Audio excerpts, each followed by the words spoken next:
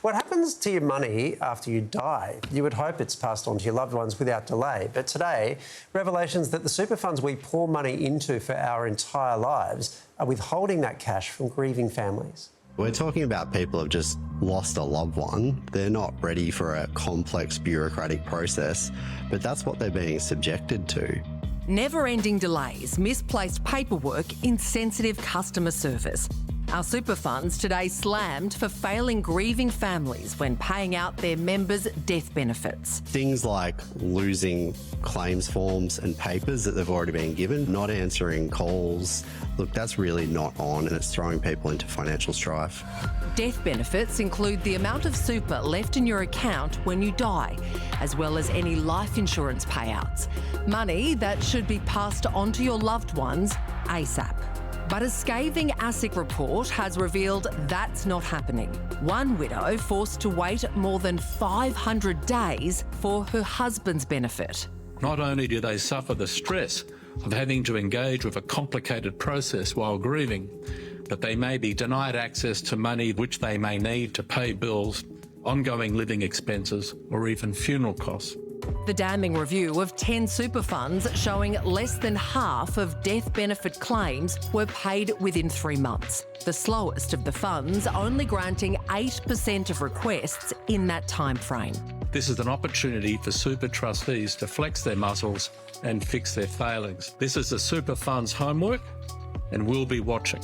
And the review didn't even include two of our largest funds, Australian Super and Cbus, which are already being sued by the watchdog for excessive delays in paying death benefits. At the moment, there's no real protections for people. We're without any kind of mandatory standards.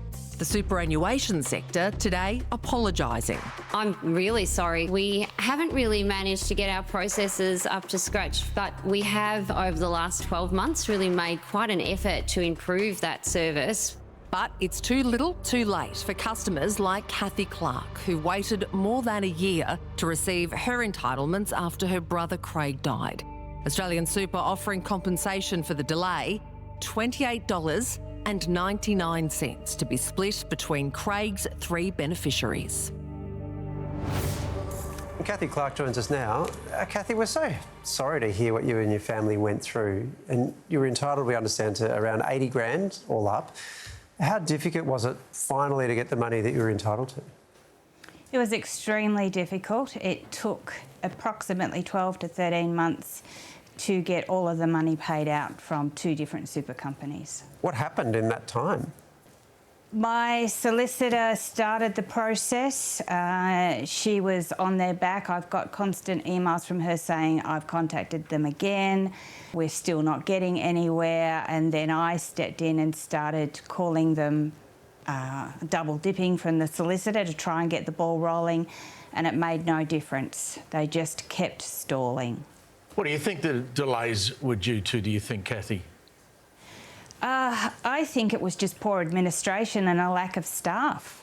That's, I know that times I rang them and I thought, this doesn't sound right. We've all had experience in administration and you know that it's just not that hard. And you were dealing with the death of your brother at the same time, so what impact did that have on the wider family?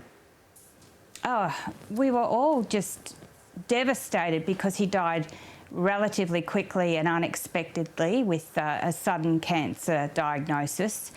And we just wanted to grieve, and yet this was being thrown in our face constantly without the room for closure and to move on.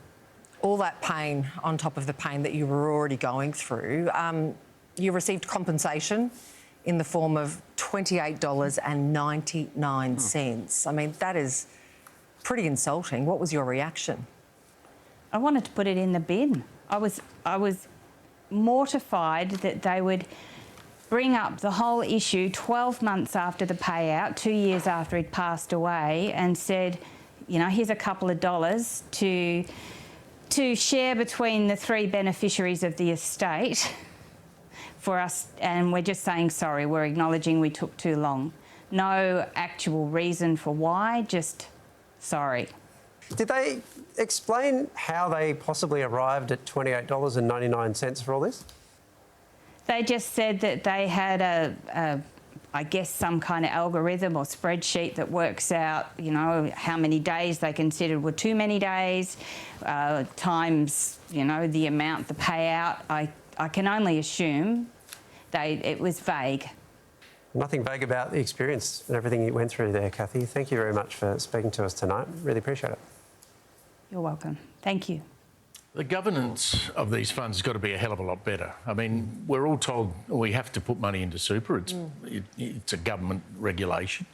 We have all these cheery ads, you know, we're all in this together, and little signs of hearts and saying, I love that. we love you. I could see you deciding not to do the sign. Yeah, and then someone dies and you've got to wait. One woman waited 500 days to get her brother's her husband's superannuation money. What do you think's going on?